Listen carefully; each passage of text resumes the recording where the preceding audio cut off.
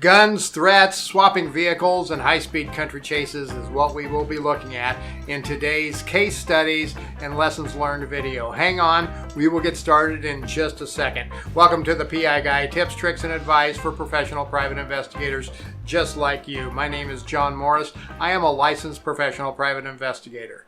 Let's jump in head first into today's case study. The client, a larger corporation here in Colorado, hired us to help with a sticky situation. They had a high-level executive in the company that was terminated with cause, who in turn made some very disturbing remarks. His remarks led them to believe he may try to seek retribution on the company and potentially on other executives in the company. They knew he was an avid sportsman, a fisherman, a hunter, and had a ton of firearms at his disposal. This, tied with his military background and some run-ins with the law, led them to some great concern.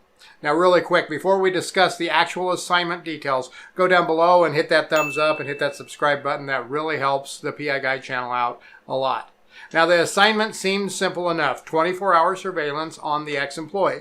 The subject lived about an hour away from the company headquarters. If he was traveling in a direction where we believed he may be going to the company headquarters, we were to contact their security division and police. No engagement was to be made by us, but the client preferred us to have investigators with prior law enforcement, military, or security backgrounds who also were permitted or licensed to carry a firearm just in case.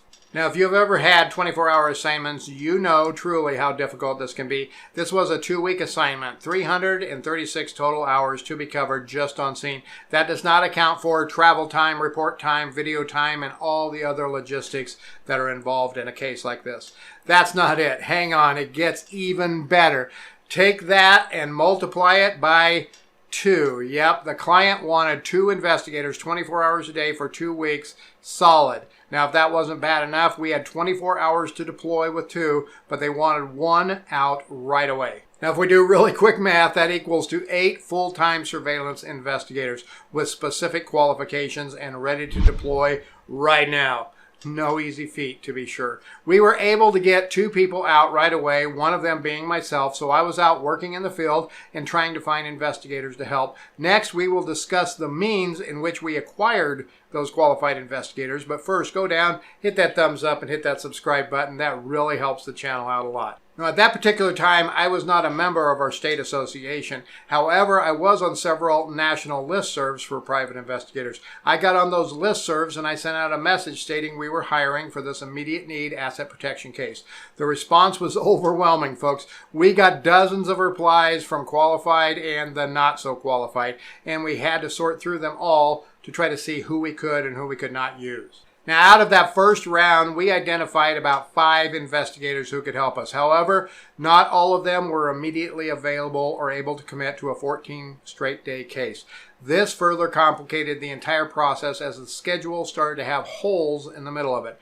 Now, at this time, there was no licensing for private investigators in Colorado, and this case also involved security in a sense and had some rather tough qualifications. Given that, we contacted security companies to see if they could help. Unfortunately, none of them were able to step in and assist us on short notice, but a couple of them had some freelancers that they contracted with from time to time on special assignments, and they passed that information on to them, so we were able to gather a few more individuals from that. Next, we contacted a larger PI firm who was able to help us get the word out to more PIs as well, provided a couple of qualified investigators.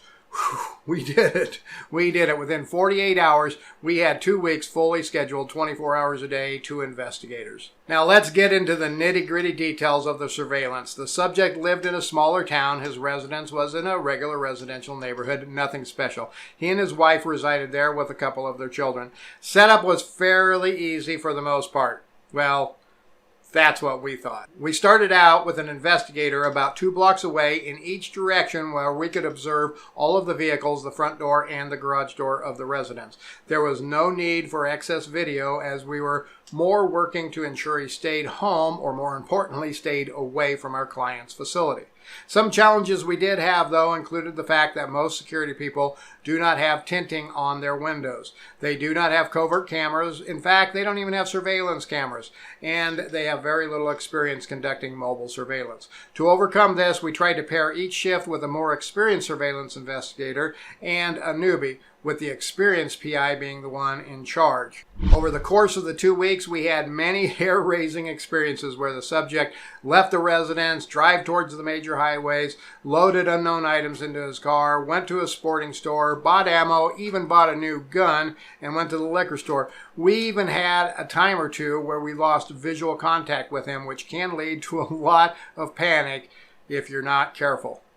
As time went by, his routine became rather normal, even predictable, you could say. Just like with any surveillance, you just get more intel the longer you sit out there, and you start to know where your subject is going to go, how he's going to act, how he's going to drive, and you can start to understand what you might expect. Then day 14 comes along, a Saturday morning about 11 o'clock. We have only 13 more hours to go. We are ready to call it a wrap. Then here he comes out of the residence with 2 long cases that appear to be rifle cases. He loads them into a van. Then he and his wife and his kids load up several boxes into the van, and they head out. Now, you won't believe what happened when he left town. Go down below and hit that thumbs up, hit that subscribe button. That really helps the PI Guy channel out a lot. Now, he gets in the driver's seat, starts up to his vehicle, then flips a U-turn, and then heads away from the downtown area and off into the open countryside. At first, we were relieved, but then he got out a few miles and turned, heading in the direction of the town where our client's headquarters were. After driving for what seemed like an eternity at very high rates of speed, about 20 minutes, he pulls off on a dirt road. We pulled back a little and watched from a distance with binoculars and saw him pull into the driveway of a farmhouse. Whew. He must be going there to visit some friends and hopefully do some target practicing or something like that. But wait, it gets even crazier. As we were watching in our binoculars, it looked like they were taking stuff out of the van and placing it into a large pickup, one of those super cab pickup trucks with a large rear back seat. Then we see the truck heading out of the driveway toward the dirt road, then right toward the road that we were sitting on. We then scramble. We get in our vehicles and we move to strategic locations where we can observe and hopefully pick up the tail from a distance. He gets out to the main road and starts heading in the same direction as previous toward the town where our client's headquarters were located. We pick up the follow at a good distance, but it looks like there are 3 adult male subjects in the pickup. The driver appeared to be our subject, but the family is not with him.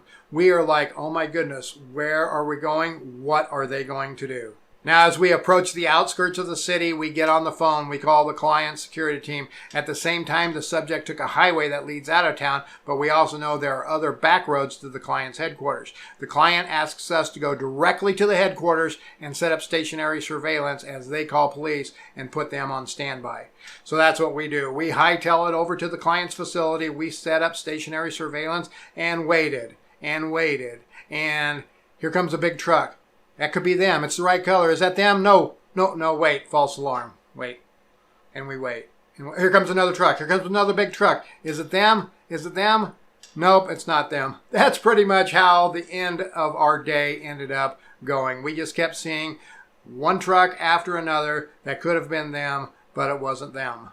After reviewing all of the information on the case and our video footage, we realized his brother owned that farm, the pickup was our subject's pickup, and it appeared they were loading hunting equipment into the truck. We were so far apart, it was hard for us to tell exactly what was going on, but we saw those 2 rifle cases go from the van into the back of the truck.